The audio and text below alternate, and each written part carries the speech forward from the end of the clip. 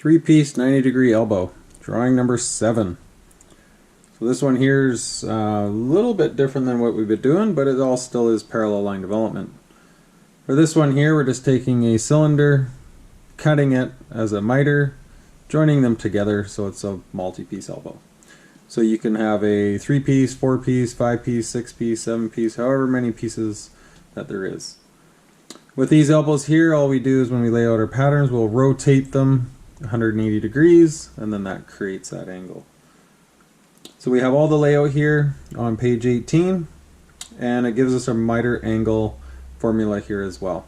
So the angle of turn is 90, and you divide it by 2 times the number of pieces minus 2.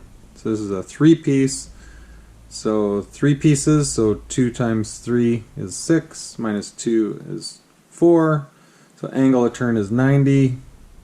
90 divided by 4, 22.5 degrees. That would be this degree right here. And then there would be 4 of them. So down below here, these are known as a half a gore and then full gores. So also all known as gores as a piece of this elbow. So this is known as the pattern angle, also known as the miter angle.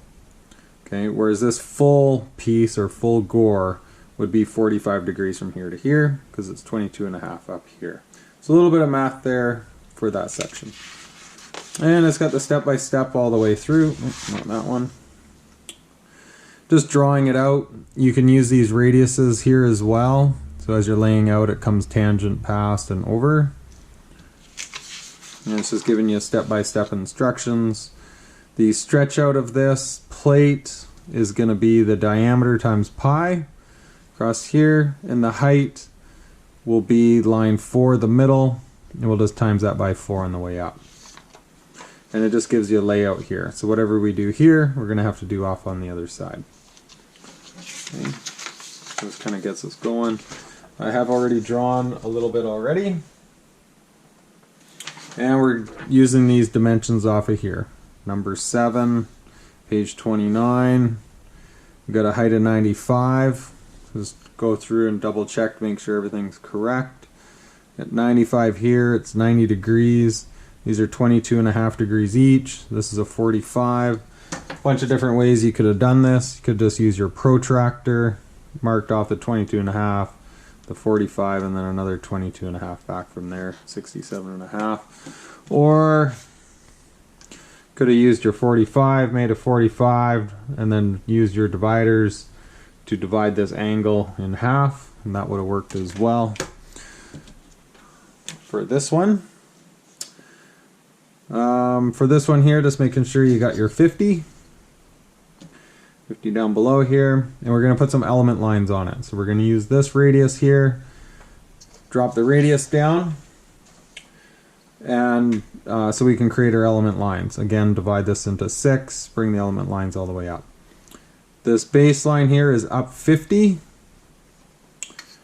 and just 50 from the edge of the page, to the end of this elbow here, and then again that's the 95. It's really not necessary to draw all this over here of the elbow, but since it's the first one we're doing, and it's like that in the book, we'll do it like that, so it's simple. Now we're basically ready to lay out our pattern over here, and I just want to make sure our numbering is going to be the same as what's in the book. So I'm just going to double check on here. Yeah, so they started with 1 right there. 1 on the inside, 2, 3, 4, 5, 6, and 7. The height of this is going to be the height of number 4, and that's measured from the baseline. So from the baseline right here up to this miter is we're going to times that by 4. 1, 2, 3, 4. This one here measures just under 30, so about 29.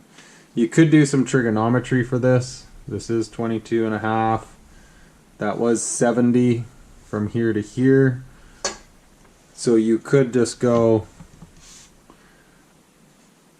22.5 tangent times 70, 22.5 tangent times 70, 28.9, so basically 29. So just to be accurate, because if you're a millimeter out here, you can be out. We don't do trigonometry in level 1, but this is kind of where it would come in if we were going to do it. So it would be the best spot to do that. So this is 50. 50, yeah, we'll times that by pi. So again, we've done this, 157. So I'm just going to go a little distance away here. Doesn't really matter, maybe another 50 or something. 50 away, and then we'll go 157. You're going to have to put some verticals here, and we're basically going to times that by 4. So 29 times 4, 116. Times 4 is 116. That'll be our height. So let's go ahead, put some verticals here.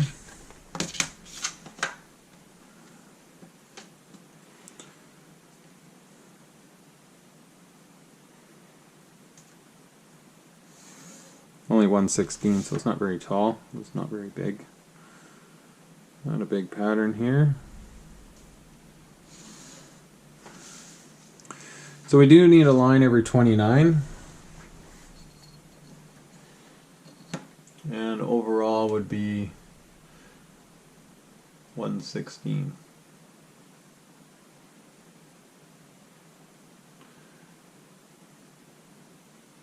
We'll do one at 29, 58,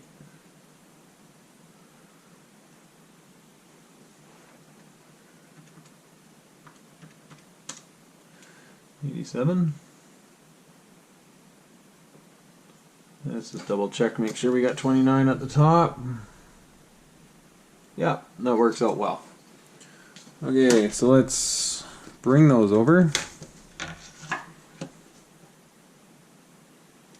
And as you can see, this lines up right over here. We will be bringing all those lines over eventually. But these are the important ones. These are your tangents. This one here would be a tangent, and your miter line. These are kind of what build or set the height that everything comes off of. So it's important that this is measured accurately. Now we need to divide this into 12. Let's do that how we've been doing before. So we'll go 180 on this. So 180, 12 times 15 is 180. So it ends up actually right on that line there. Just going to put a faint line through here. And then every 15.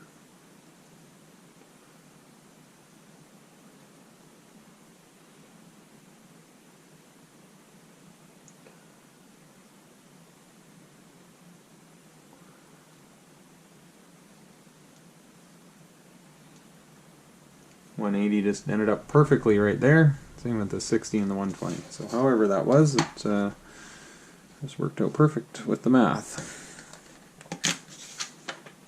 Okay. Let's go ahead and drop our lines down.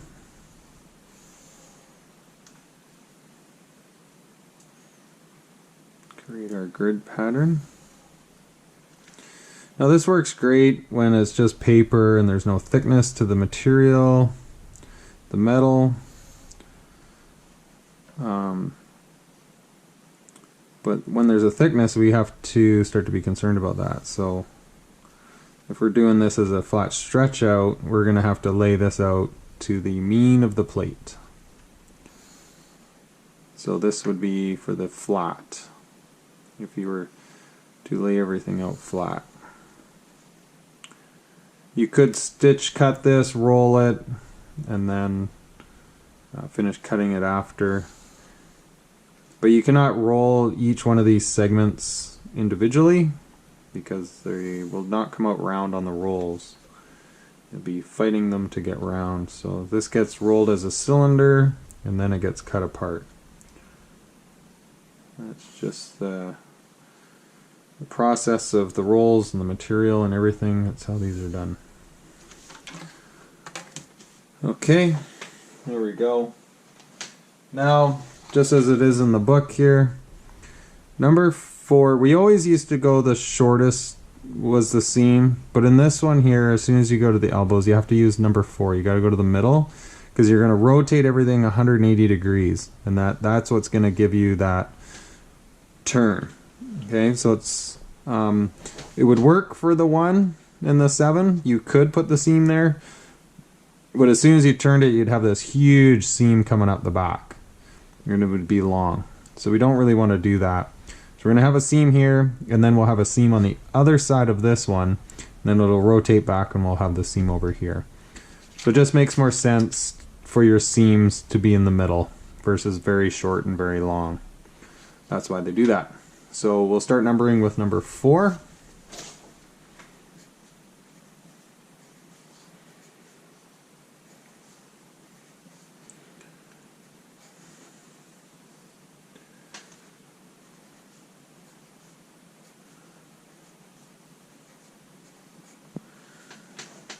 Okay, now let's just start joining these up.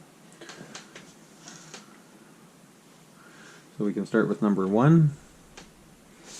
I have to use my other side here so I can see. There's the number 1 there.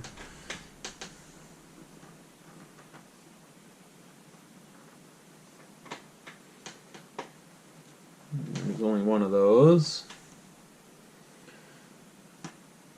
Oh, number 2 I didn't bring up. There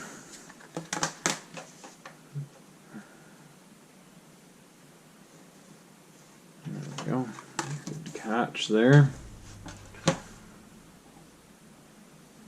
Shouldn't be too much higher than the 1. Well, once again, I can't see where my numbers are. So number 2 is going to be 2 of these. Number 3, and then so on and so forth here, and then we'll have to duplicate this up to the top. Number 4 is already done. We're going up to 5.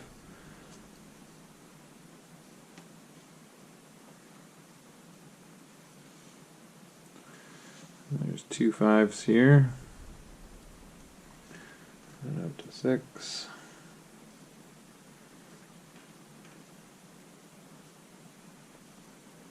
And 7.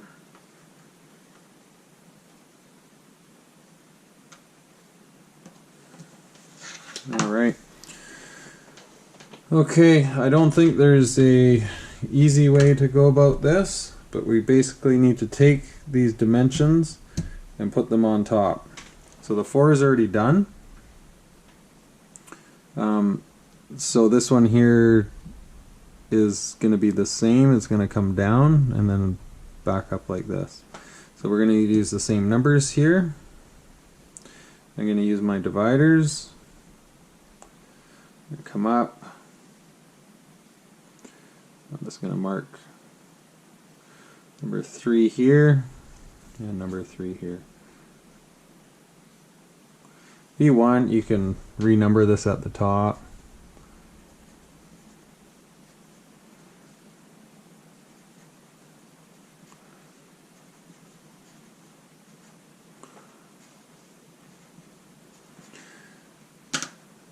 The odd piece numbers are always easy because the numbers are the same, but as soon as you get to an even piece, the numbers actually have to reverse because you're going to have 2 of the middles. So when you get to the end, they do reverse. So the odd number ones are always the easy one.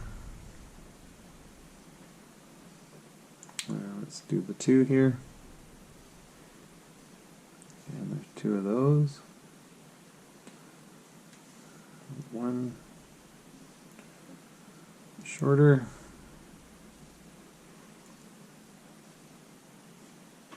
I mean, I guess we could have taken everything here and then just populated that way as well. That would have been another way to do that. That's usually the way we do it. But it was easy with the T-square just to bring those over as well. Generally for the shop projects they're going to be a little bit bigger. So generally you need 2 pieces of paper for your layout. And obviously a lot bigger dividers. So generally we just tape our pencil to the divider.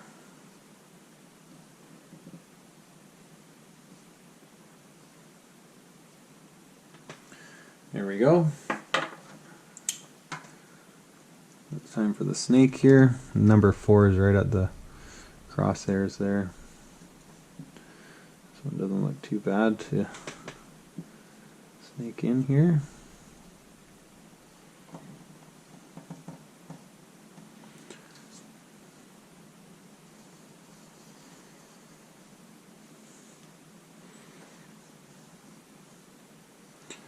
Snake's already set to this one, so I'll just do the other one down below here.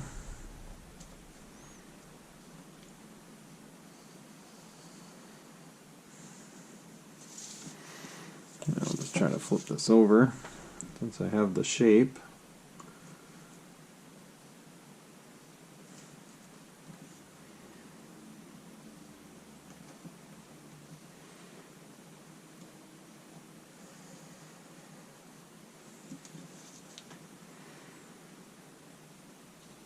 And we'll just mark this up, identify it, and that will be it for this one.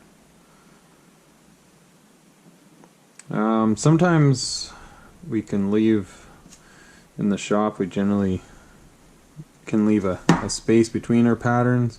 Might leave an inch or a half an inch, so for our cut, our curve that we have to worry about, these ones here just cut out with scissors and it's paper, so it doesn't really matter.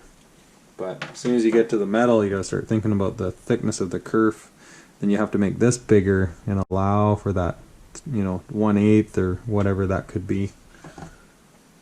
Okay, let's go through and just use our markup sheet here. Again, we'll just put our name on here.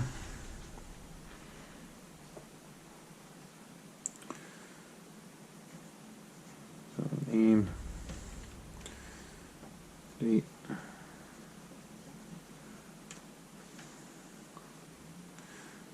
This was a 3-piece 90 degrees elbow. And it's a full pattern. And actually what we could do is a 1 of 3. So generally down here what we would do is 1 of 3, 2 of 3, and 3 and 3. Just so you know how many parts. 1, 2, 3, right? Center lines here. So our 4, our 1 and our 7, well, these are quarter marks really is what they're going to be. So on the 4 over here, the 4s.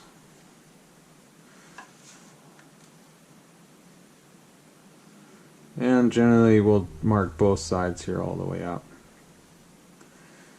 If we were laying this out in the shop, we can center punch this whole, every half an inch, this whole curved line.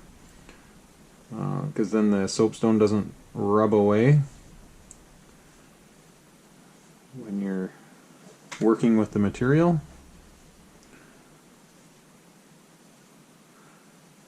So lots of little quarter marks here. This is the center, so we'll mark this as center of the plate. However you want to look at the center.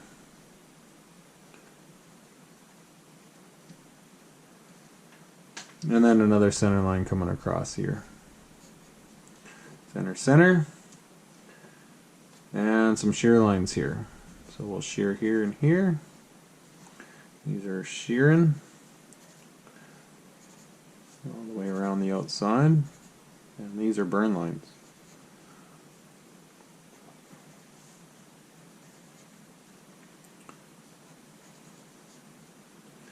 Again, you don't want to get the lines confused.